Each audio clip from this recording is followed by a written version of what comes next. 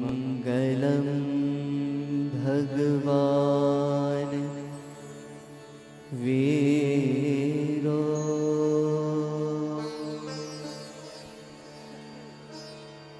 मङ्गलं गौतमा प्रभो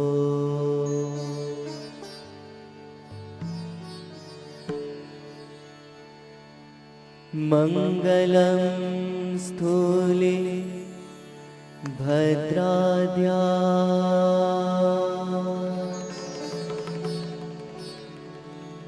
जैन धर्मोऽस्तु मङ्गलम्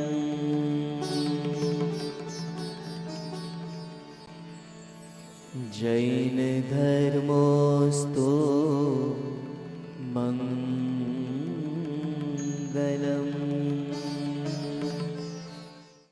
अंगूठे अमृत वसे लब्धि तणा भंडार गुरु गौतम ते समरिये मन वांछित फलदातार। અને એવા ગુરુ ગૌતમ સ્વામીની આપણી આ અવિરત કથા આપણો એક પગપાળા ચાલતો સંઘ ક્યાંક અટકે, ક્યાંક થોભે, ક્યાંક વચ્ચે આવતા તીર્થમાં જઈને પૂજા કરે, વળી પાછા આગળ ચાલે, ક્યાંક વાર્તા થાય, ક્યાંક ધર્મ ચર્ચા થાય, એ રીતે આપણી આ અવિરત યાત્રા એના 20મા મુકામ પર આપણે આવ્યા છીએ. ગુરુ ગૌતમ સ્વામીના ચરિત્રની વાત કરતી વખતે આપણે જોયું કે પ્રભુએ એમને આત્માના સ્વરૂપની ઓળખ આપી અને એમના નાના ભાઈ આવ્યા ત્યારે એમના મનમાં રહેલી કર્મ વિષયક શંકા એનું પ્રભુએ નિવારણ કર્યું.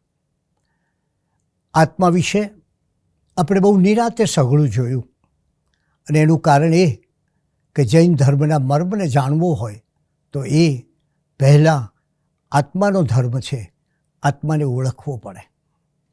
તો એ પછી અગ્નિભૂતિના ચિત્તમાં જે શંકા હતી કર્મ વિષયક અને જેનું પ્રભુ નિવારણ કરે છે, અને આપણે વ્યવહારમાં, વ્યાખ્યાનમાં, ગ્રંથોમાં વારંવાર એ કર્મની વાત સાંભળીએ છીએ, એ કર્મની લીલાની વાત સાંભળીએ છીએ. એવી ઘટના આપણે તરંગવતીની કથામાં જોઈ, એવી ઘટના આપણે ઋષભદત્ત અને દેવાનંદાના જીવનમાં જોઈ. એ કર્મની કથા, એ કર્મ શું છે, જીવનમાં આવતા સુખ અને દુઃખ કે સંયોગ અને વિયોગ, એ સઘળાનું કારણ કર્મ છે. અને આથી જ કદાચ અન્ય ધર્મોનો અભ્યાસ કર્યા પછી હું કહી શકું કે જૈન ધર્મમાં અને જૈન દર્શનમાં કર્મના વિજ્ઞાનનું જેટલું ગહનતાથી ચિંતન કરવામાં આવ્યું છે એવું ચિંતન અન્યત્ર હજી સુધી મને મળ્યું નથી. અને ત્યારે એ જૈન દર્શનનું આ કર્મ વિજ્ઞાન જેટલું વ્યાપક છે એટલું ગહન છે.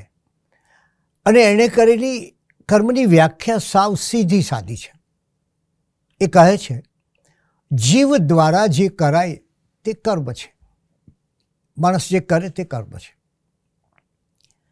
વળી કહે છે કે આ કર્મને કારણે જ માણસનું સંસારમાં જન્મવું, મૃત્યુ પામવું, આ જે પરિભ્રમણ સંસારનું ચક્ર ચાલે છે, જન્મ મૃત્યુનું ચક્ર ચાલે છે, એ ચાલ્યા કરે છે.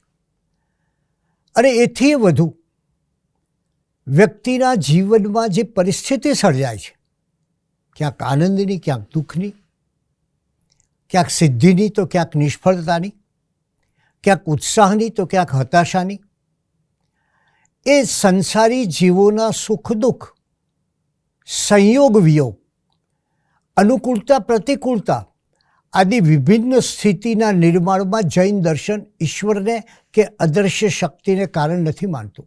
આપ સમજો કે ઈશ્વર આપણા જીવનમાં આવું કરે છે, અનુકૂળતા આપે છે, જે ઈચ્છ્યું હોય એ પ્રાપ્ત કરાવે છે, કે પછી ઈશ્વર જ આપણા ઉપર સંકટ નાખે છે, એવું જૈન દર્શનમાં માનવામાં આવતું નથી.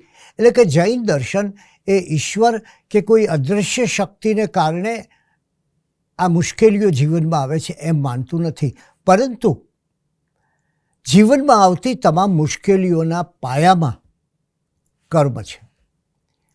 એ કર્મને સ્વીકારે છે કે પોતાના કર્મને કારણે વ્યક્તિને વિયોગનો અનુભવ કરવો પડે છે.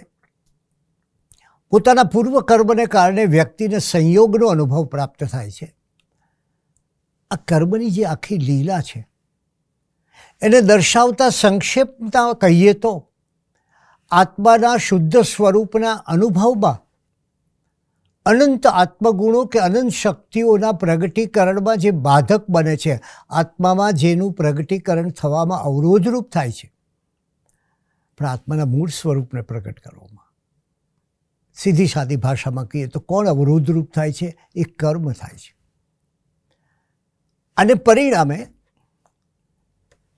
માનવી અને કર્મ વચ્ચેનો સંબંધ, વ્યક્તિ અને કર્મ વચ્ચેનો સંબંધ અનાદિકાલીન છે. આપણા ગ્રંથો તો કહે છે કે જેમ સોનાની ખાણમાં રહેલું સુવર્ણ અને માટીનો સંબંધ અનાદિકાલીન છે. સોનું માટીની અંદર જ હોય, આસપાસમાં પડ્યું હોય, તેમ જીવ પણ અનાદિકાળથી, એનો કોઈ પ્રારંભકાળ પણ નથી, અનાદિકાળથી કર્મ સાથે, કર્મથી જોડાયેલો છે, કર્મથી સંબદ્ધ છે. જો આ અનાદિકાળથી કર્મથી બંધાયેલો જીવ એ શું કરે છે? એ માણસ જીવનમાં નવા નવા કર્મો પણ બાંધે છે.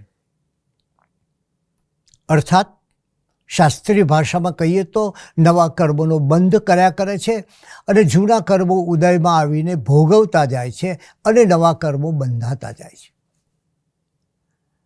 આ ચક્ર અનાદિકાળથી ચાલે છે, એનો કોઈ પ્રારંભ નથી, અનાદિકાળથી. જ્યારે જીવ સ્વયં પોતાના શુદ્ધ સ્વરૂપનો અનુભવ કરે છે ત્યાર પછી તે જ અનુભૂતિમાં સ્થિર થવા માટે પ્રબળ પુરુષાર્થ કરે છે.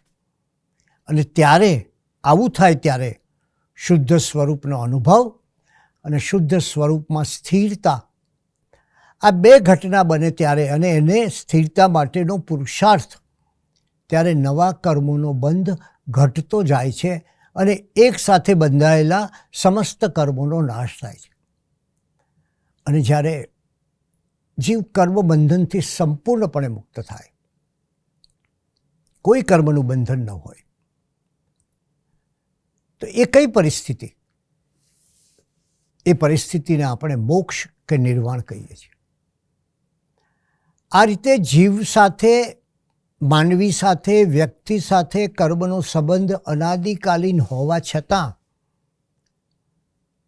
ક્યાંથી શરૂ થયો ખબર નથી, અનાદિથી, જેનો કોઈ આદિ એટલે આરંભ નથી. એ અનાદિકાલીન હોવા છતાં જીવ પોતાની શક્તિથી એ કર્મના સંબંધનો અંત કરી શકે છે. અર્થાત કર્મનો સંબંધ અનાદિ શાંત છે.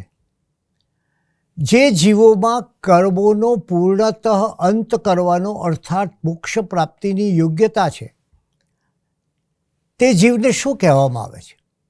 તેને ભવિભવ્ય કહેવામાં આવે છે, ભવિભવ્ય જીવ. અને જે જીવોમાં મોક્ષ પ્રાપ્તિની યોગ્યતા જ નથી, એ તરફનું કોઈ વલણ નથી, વૈરાગ્ય નથી, એ અભવ્ય જીવ કહેવામાં આવે છે. અભવી જીવનો કર્મ સાથેનો સંબંધ અનાદિ અનંત છે. અને પછી આ ભવમાં થાય, આવતા ભવમાં થાય, એમ થતાં જ રહે, એટલે એના કર્મોનો કદાપી અંત આવતો નથી. અને એટલે જ સંસારી જીવોમાં આત્મામાં એક પ્રકારનું સ્પંદન સતત થતું હોય છે. અને આ સ્પંદન દરમિયાન આત્મા કર્મયોગ્ય સૂક્ષ્મ રજને ખેંચે છે. અને કેવી સૂક્ષ્મ રજ? જેમ લોહચુંબક લોખંડના કણને ખેંચે, તેમ જીવ પણ આ સૂક્ષ્મ રજને ખેંચીને પોતાની સાથે ક્ષીર નીરની જેમ એકમેક કરે છે અને તેને કર્મ કહે છે. જેમ કોઈ વ્યક્તિ તેલ અથવા કોઈ ચીકણા પદાર્થથી, સ્નિગ્ધ પદાર્થથી માલિશ કરીને ધૂળમાં આળોટે તો થાય શું? તો થાય એવું કે જે ધૂળ છે એ એના શરીરને ચોંટી જાય છે અને એના રૂપને મલિન કરી નાખે છે. એ જ રીતે સંસારી જીવોમાં પણ કઈ બાબતો છે આ? રાગ અને દ્વેષ, કોઈકના તરફ આસક્તિ, કોઈકના તરફ ઉપેક્ષા, કોઈ ગમે કોઈક ન ગમે, કોઈને માટે ગમો, કોઈને માટે તદ્દન અણગમો. અને આવા રાગ દ્વેષનું ચક્ર જીવનમાં સતત ચાલ્યા કરે છે. તમે જ તમારા જીવનની કલ્પના કરો. કોઈકના તરફ ઘણો ભાવ છે, સ્નેહ છે, અને કોઈકના તરફ દ્વેષ છે. તો આ રાગ દ્વેષરૂપ ભાવોની કારણે કર્મરજ આત્મા સાથે ચોંટી જાય છે. જેમ પેલો માલિશ કર્યા પછી ધૂળમાં આળોટે તો ધૂળ ચોંટી જાય, એ જ રીતે કર્મરજ એના આત્મા સાથે ચોંટી જાય છે. કઈ રીતે? જો એ રાગ દ્વેષરૂપ ભાવ પોતાનામાં રાખતો હોય, અને એનાથી જીવનું શુદ્ધ સ્વરૂપ, શુદ્ધ આત્મગુણો મલિન થાય છે અથવા તો વિકૃત થઈ જાય છે. હવે આપણે આ કર્મ બંધ કઈ રીતે થાય છે એના કારણો જોઈએ. કયા કારણસર આ કર્મો થાય છે, અને એ કર્મોને કારણે આપણે ભવોભવ માણસને એ કર્મોના ચક્રમાં રહેવું પડે છે, ફસાવવું પડે છે, ચાલવું પડે છે, જીવવું પડે છે. એની વાત સમજીએ. પ્રભુ મહાવીરનો અંતિમ ઉપદેશ જેમાં છે શ્રી ઉત્તરાધ્યયન સૂત્રમાં આ કર્મ કઈ રીતે થાય છે, તો એમાં કર્મના બીજ તરીકે કર્મનું મૂળ ક્યાં છે? તો કર્મનું મૂળ રાગ અને દ્વેષમાં છે. આ રાગ અને દ્વેષના જીવના વૈભાવિક ભાવો, કોઈના તરફ ગમો, કોઈના તરફ અણગમો. પણ જો માણસ મોટેભાગે ન્યાયાધીશની જ ભૂમિકા ભજવતો હોય છે. કોઈ માણસ એને બહુ પ્રિય હોય ને કોઈ સદંતર અપ્રિય હોય, અને કદાચ પ્રિય હોય એની અપ્રિય વસ્તુ પણ એને પ્રિય લાગે. તો રાગ દ્વેષાદી જીવના વૈભાવિક ભાવો કર્મબંધનું મુખ્ય કારણ છે. શાસ્ત્રકારનું ઉપરોક્ત કથન ભાવ કર્મની અપેક્ષાએ છે. બીજી બાજુ જોઈએ તો બીજું આગમ પ્રજ્ઞાપના સૂત્ર. આ પ્રજ્ઞાપના સૂત્રમાં આનું ઘણું ઊંડું વર્ણન છે. અને ત્યાં પૂર્વ કર્મ, જે પહેલાંના કર્મો છે, પહેલાં કરેલા કર્મો છે, એના ઉદયને જ નવા કર્મોના બંધનું કારણ માનવામાં આવ્યું છે. સંસારી માનવી કર્મના ઉદયથી નવો બંધ, કર્મબંધ પ્રમાણે ઉદય, અને ઉદયથી પુનઃ નવો બંધ, અને બંધથી ઉદય. એક કર્મ કરે, પાછો એનો બંધ થાય, પાછો ફરી ઉદયમાં આવે, ફરી પાછો બંધ થાય, એમ એનું સંસાર ચક્ર ચાલ્યા કરે છે. આ પ્રજ્ઞાપના સૂત્રમાં કર્મબંધના બાહ્ય કારણ રૂપે પૂર્વકૃત કર્મના ઉદયને કારણ કહ્યું છે. પહેલાં કરેલું કર્મ, ગયા જન્મમાં કરેલું કર્મ, આપણે જાણીએ છીએ પ્રભુ મહાવીરના જીવનમાં પણ આવી ઘટનાઓ છે. એમના કાનમાં કાષ્ઠ શલાકા, એટલે કે લાકડાની અણીવાળું લાકડું જ્યારે ખોસવામાં આવે છે, ત્યારે એ એમને પૂર્વ ભાવમાં ત્રિપુષ્ઠ વાસુદેવ તરીકે, એ રાજા તરીકે કાનમાં શીશું રેડાવ્યું હતું સેવકને, એનું કારણ છે. તો કર્મબંધના બાહ્ય કારણ રૂપે પૂર્વકૃત કર્મના ઉદયને કારણ કહ્યું છે. પણ આભ્યંતર કારણ રૂપે, પણ એનું અંદરનું કારણ શું છે? તો કષાયનું કારણ છે.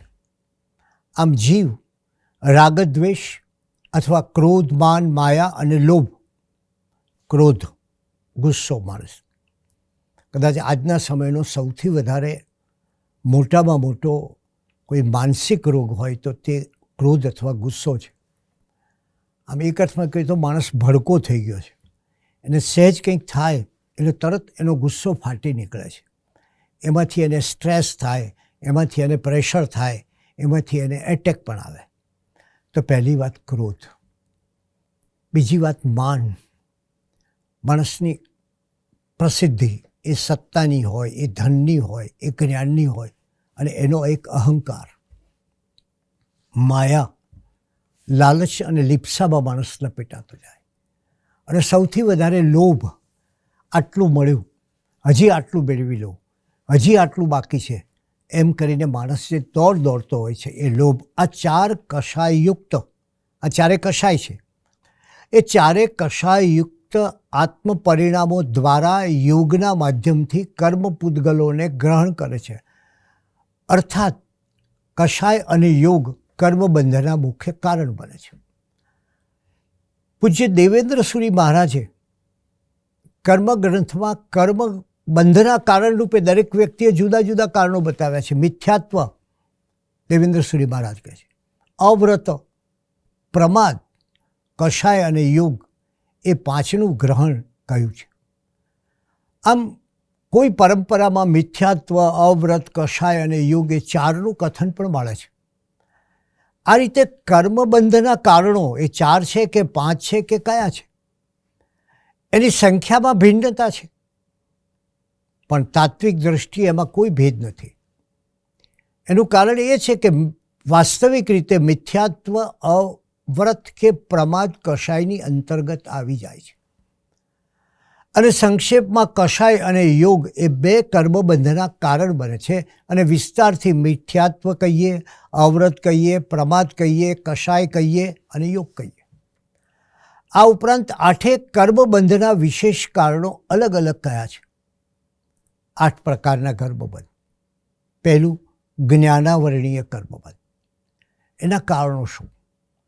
તો જ્ઞાન, જ્ઞાની કે જ્ઞાનના સાધનો પ્રત્યે વેર વિરોધનો ભાવ રાખવો, આ જ્ઞાનાવરણીય કર્મ છે. આનાથી જ્ઞાનાવરણીય કર્મ થાય.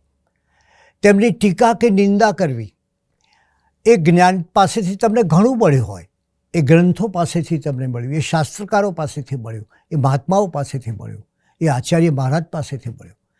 એમના ઉપકારોને ભૂલીને અવિનયનું આચરણ કરવું,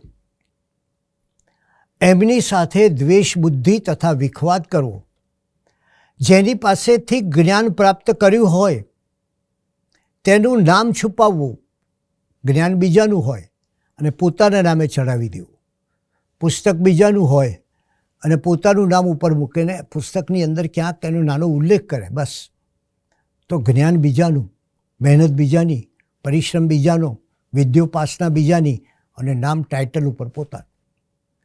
તો એ છે આ બહુ મોટું કર્મબંધ થાય છે કે જેને એનું નામ, જેની પાસેથી જ્ઞાન છુપાવ્યું એનું નામ છુપાવવું, જ્ઞાનની આરાધનામાં કોઈ સરસ જ્ઞાનની આરાધના કરતો હોય તેને અંતરાયરૂપ બનવું, આ બધું કરવાથી શું થાય? જ્ઞાનાવરણીય કર્મનો બંધ થાય. પછી બીજું કારણ દર્શનાવરણીય કર્મબંધ. દર્શનના ધારક વ્યક્તિઓ સાથે વેર વિરોધ થાય, ઉપરોક્ત પ્રવૃત્તિ કરવાથી દર્શનાવરણીય કર્મનો બંધ થાય છે.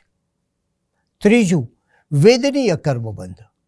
જીવદયા, અનુકંપા, કરુણા, સેવા વગેરે અન્ય જીવોને શાતા પમાડવાથી, વડીલો અને ઉપકારીજનોની સેવા ભક્તિ કરવાથી કે દેવ, ગુરુ અને ધર્મની સેવા કરવાથી શાતા વેદનીય કર્મનો બંધ થાય છે. હિંસા આદિ પ્રવૃત્તિથી અન્ય જીવોને માટે કોઈ પણ પ્રકારે ત્રાસ પહોંચાડવાથી, કોઈનું અપમાન કે તિરસ્કાર કરવાથી અશાતા વેદનીય કર્મનો બંધ થાય છે. આજે આપણે જાણીએ છીએ પ્રાણીઓ પર થતા જુલમ, આ બધી કઈ ઘટના? અશાતા વેદનીય કર્મનો બંધ. એ પ્રાણીઓને પીડા આપવી, એ પ્રાણીઓ પર જુલમ કરવો, એ પ્રાણીઓની હત્યા કરવી, એ પ્રાણીઓ તરફ નિર્દય બનીને રહેવું, આ બધું એ અશાતા વેદનીય કર્મનો બંધ કરનારું બને છે. મોહનીય કર્મબંધના કારણો. મોહનીય કર્મબંધ એટલે દેવ, ગુરુ અને ધર્મની અસાધના. દેવ, ગુરુ કે ધર્મ વિશે જરા આશાતના કરવી, એની નિંદા કરવી, ઉન્માર્ગનો, ખોટા માર્ગનો ઉપદેશ આપવો, એ દર્શન મોહનીય કર્મનો બંધ થાય છે. આમ ક્રોધ, માન, માયા, લોભ, રાગ, દ્વેષ જેવા વિભાવોથી જીવ ચારિત્ર મોહનીય કર્મનો બંધ કરે છે. આયુષ્ય કર્મબંધના કારણો. મહારંભ, સમારંભ, મહાપરિગ્રહ, કતલખાના જેવી હિંસક પ્રવૃત્તિ. મહાપરિગ્રહ જરૂર હોય એના કરતાં પણ ઘણું વધારે. ભગવાન મહાવીર તો એમ કહ્યું કે દાંત ખોતરવાની એક સળી પણ વધારાની નહીં રાખવી. કતલખાના જ્યાં પ્રાણીઓની નિર્દયતાથી હિંસા થતી હોય, માંસાહાર કરનારે કોઈક વાર એ કતલખાનાના પ્રાણીઓની ચીસ સાંભળવા જવું જોઈએ તો એ માંસાહાર છોડી દેશે. તો એ કતલખાના જેવી હિંસક પ્રવૃત્તિ, મદ્ય અને માંસનું સેવન, દારૂ અને માંસનું સેવન, દારૂ માણસની અંદર રહેતો શૈતાન થઈ જાય છે. તો એ દારૂ અને માંસનું સેવન કરવાથી નરકનું આયુષ્ય બંધાય છે. માયા, કપટ, અસત્ય વ્યવહાર, શઠતા વગેરે પ્રવૃત્તિથી તિર્યંશ પક્ષી માણસ પછીના ભાવમાં બને.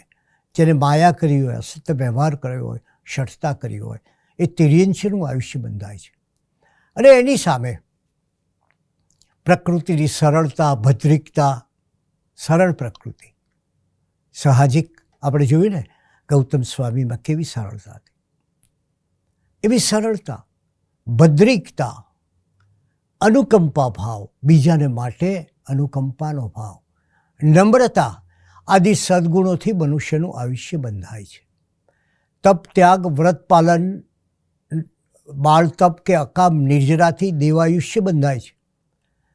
નામ કર્મબંધના કારણો વિચારીએ તો મન, વચન અને કાયાની સરળતા તથા કોઈ સાથે વાદ વિવાદ કે ઝઘડા ન કરવાથી શુભ નામ કર્મનો બંધ થાય. અને કોઈની સાથે ઝઘડા ન કરે, સદવ્યવહાર કરે, અને એવું ન કરનાર વક્રતા, વક્રદર્શી લોકો કે વાદ વિવાદ કરનારા એ અશુભ નામ કર્મનો બંધ કરે. ગોત્ર કર્મબંધના કારણો, કોઈકને જાતિનું અભિમાન હોય, ઊંચી જાતિનો, મારો વર્ણ શ્વેત, બીજા બધા અશ્વેત. આજે આપણે જાણીએ છીએ આ જગતમાં માણસની જાતિ અથવા તો એનો વર્ણ એ પણ મોટા વૈમનસ્યનું કારણ બન્યો છે. ગોરા લોકો પોતાની જાતને ઊંચી માનતા અને બીજાને નીચા ગણતા. એનું અભિમાન, પોતાના કુળનું અભિમાન, હું ઊંચા કુળમાં જન્મ્યો છું ને પેલો સામાન્ય કુળમાં જન્મ્યો છે. આપણે ત્યાં તો આવી ઘટનાઓ ઘણી બને છે. બળ, તાકાત, શક્તિનો સારે માર્ગે ઉપયોગ અને શક્તિનો ખોટા માર્ગે ઉપયોગ. એ હાથ રાવણના હાથ છે જે સીતાનું હરણ કરે છે, કે એ હાથ હનુમાનના હાથ છે કે જે રામને સમર્પિત થાય છે. રૂપ, લાભ, સત્તા, સંપત્તિ અને જ્ઞાનનું અભિમાન કરવાથી નીચ ગોત્ર અને અભિમાન ન કરવાથી ઉચ્ચ ગોત્રનો કર્મનો બંધ થાય છે. અંતરાય કર્મબંધના કારણો, જીવ માત્રને દાન, કોઈને દાન આપવાનું એમાં વચ્ચે આવે. લાભ, ભોગ, ઉપભોગ કે પરાક્રમમાં અંતરાયરૂપ બનવાથી અંતરાય કર્મનો બંધ થાય છે. આમ તો સકશાયી જીવ સમયે સમયે 7 કે 8 કર્મ બાંધે છે. આયુષ્ય કર્મ જીવનમાં એક જ વાર બંધાય છે. અને તેથી જ્યારે આયુષ્ય કર્મ બંધાયું હોય ત્યારે 8 કર્મ અને તે સિવાયના સમયે 7 કર્મનો બંધ થતો જ હોય છે. પરંતુ જે કર્મબંધના વિશેષ કારણોનું સેવન થતું હોય ત્યારે તે કર્મોનો અનુભાગ બંધ વિશેષ થાય છે. આવું ગહન છે કર્મ વિજ્ઞાન. આપણે ત્યાં આના વિશે અનેક ગ્રંથો લખાયેલા છે. આપણે તો માત્ર એનું વિહંગાવલોકન કર્યું છે. પરંતુ મહત્વની બાબત એ છે કે ઇન્દ્રભૂતિ ગૌતમના આત્મા વિશેના સંશયને અને અગ્નિભૂતિના કર્મ વિશેના સંશયને દૂર કરીને પ્રભુ મહાવીરે જગતને એક મહાન દેન આપી, વિચાર આપ્યો, સત્ય વસ્તુનો પ્રકાશ આપ્યો. અને એમ કહી શકાય કે જૈન દર્શનના આ પાયાના વિચારો એ પ્રારંભમાં મળ્યા અને એને કારણે હવે બાકીના પંડિતોના જે પ્રશ્નો છે એ આપોઆપ સાહજિક અને સરળ બની જશે. હવે પછી એ વિશે આગળ જોઈશું.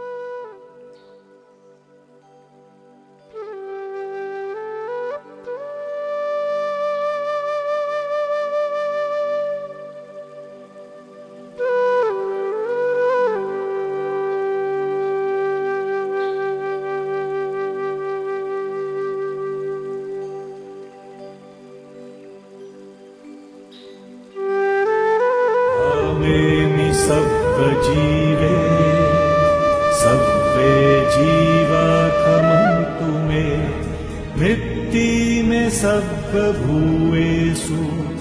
वैरं मज्जन केणै इच्छामि दुक्कडम् इच्छामि दुक्कडम् इच्छामि